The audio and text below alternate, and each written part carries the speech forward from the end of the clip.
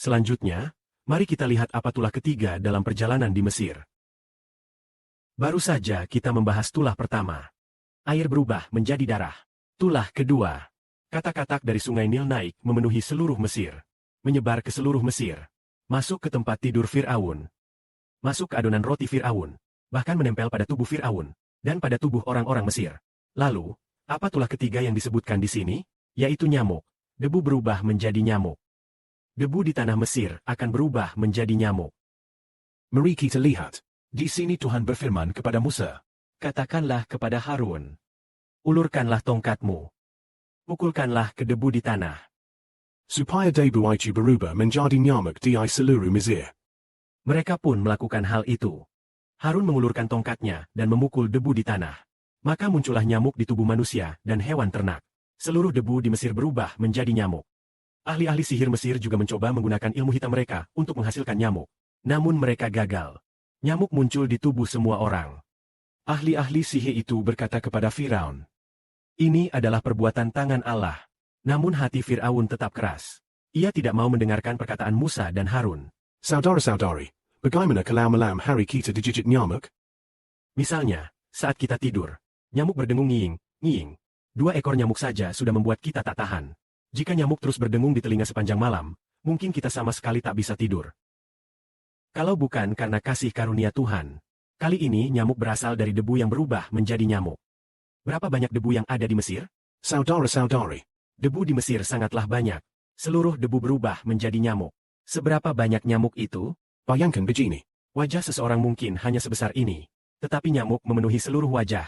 Seluruh wajah dipenuhi gigitan nyamuk. Gigit, gigit, gigit terus-menerus. Seluruh tubuh penuh nyamuk. Dimanapun mereka berada, semuanya penuh nyamuk. Semua orang digigit nyamuk. Biasanya, 2 ekor nyamuk berdengung di telinga saja sudah cukup membuat kita takut. Kita sudah ketakutan. Bagaimana jika saat itu ada ribuan nyamuk di wajah dan di telinga kita? Seluruh tubuh digigit nyamuk, dan suara dengungannya terus-menerus terdengar. Nyiing, nyiing, nyiing. Orang-orang bahkan menutup kepala mereka dengan selimut. Namun nyamuk tetap bisa masuk ke dalam selimut dan terus berdengung. Dalam penderitaan yang tak tertahankan ini, mereka akhirnya menyadari bahwa ini adalah perbuatan Allah. Karena itulah para ahli sihir Mesir juga berkata, "Ini adalah perbuatan tangan Allah." Namun hati Fir'aun tetap keras. Ia bersikeras tidak mau menyerah. Ia bertahan, tidak mau melepaskan bangsa Israel. Baiklah, ia tetap bersikeras tidak mau menyerah. Karena Fir'aun terus menolak. Allah melanjutkan dengan tulah lalat. Selanjutnya, Tuhan berfirman kepada Musa tentang lalat. "Bangunlah pagi-pagi, temui Fir'aun saat ia pergi ke tepi sungai Nil. Berdirilah di hadapannya, dan katakan kepadanya, beginilah firman Tuhan. Bayangkan umatku pergi dari Mesir, supaya mereka dapat beribadah kepadaku. Jika engkau menolak membiarkan umatku pergi, aku akan mengirim gerombolan lalat yang akan menyerang engkau, pegawaimu, dan rakyatmu. Gerombolan lalat itu juga akan memasuki istanamu, dan seluruh rumah, serta tempat tinggal orang Mesir akan dipenuhi gerombolan lalat.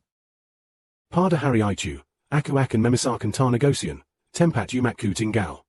Sehingga di sana tidak ada gerombolan lalat. Dengan demikian, engkau akan tahu bahwa akulah Tuhan, penguasa atas seluruh bumi. Aku akan membedakan antara umatku dan umatmu. Besok, mukjizat ini pasti terjadi. Demikianlah pesan yang disampaikan Musa. Firman Allah kepada Musa. Lalu Tuhan, Allah kita, benar-benar melakukan hal itu. Lalat datang dalam jumlah besar. Masuk ke istana Fir'aun. Istana Mesir yang sederhana. Seluruh tanah telah dirusak oleh gerombolan lalat ini. Pada saat itu, lalat-lalat berterbangan, berdengung terus-menerus. Lalat ada di mana-mana. Bahkan saat makan pun, tanpa sengaja beberapa ekor lalat jatuh ke dalam mangkuk makanan. Pada saat itu, Firaun memanggil Musa dan Harun, berkata, "Pergilah kalian, sembahlah Allahmu di tempat ini saja." Musa berkata, "Kami sama sekali tidak akan melakukan hal itu. Persembahan yang akan kami persembahkan kepada Tuhan, Allah kami, adalah sesuatu yang dibenci oleh orang Mesir. Jika kami persembahkan di hadapan mereka apa yang dibenci Mesir, bukankah mereka akan melempari kami dengan batu?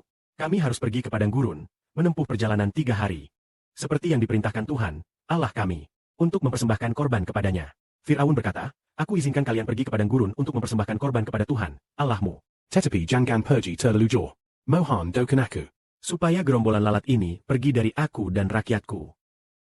Musa berkata, "Baiklah, aku akan pergi memohon kepada Tuhan agar gerombolan lalat ini menjauh dari Fir'aun, pegawai istana, dan seluruh rakyatmu." Namun Fir'aun jangan lagi berlaku curang dengan tidak mengizinkan orang Israel pergi untuk mempersembahkan korban kepada Tuhan. Demikianlah Musa meninggalkan Fir'aun untuk memohon kepada Tuhan. Maka Tuhan melakukan seperti yang dikatakan Musa. Semua gerombolan lalat itu pergi dari Fir'aun, dari istana Fir'aun, dan dari rakyatnya. Tidak seekor lalat pun tersisa. Tidak seekor lalat pun tersisa. Terlihat betapa besarnya Allah kita. Namun kali ini Fir'aun tetap mengeraskan hatinya. Dan tidak mengizinkan orang Israel keluar dari Mesir. Firaun, Aya, di hadapan Firaun. Tela melihat mukjizat katak dan lailat. Dua mukjizat ini, Fir'aun tetap keras hati. Ah, mengapa dia tetap keras hati? Kiandak bapa adalah supaya Firaun tetap keras hati. Agar mukjizat-mukjizat semakin banyak. Lalu bagaimana dengan orang-orang yang sekarang menganiaya kita? Mengapa Bapa membuat mereka keras hati dan terus menganiaya? Karena Bapa ingin melakukan mukjizat. Jika mereka terus menganiaya, maka mereka akan dipukul. Sehingga akhirnya mereka mengakui bahwa Allah kita adalah Tuhan. Ada suami dari saudari Maria yang datang menyerang saudari Maria.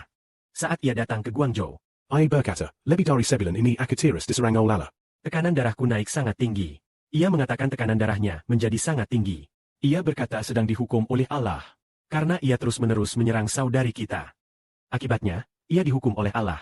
Jika ia terus menyerang, apakah hukuman yang lebih besar akan menimpanya?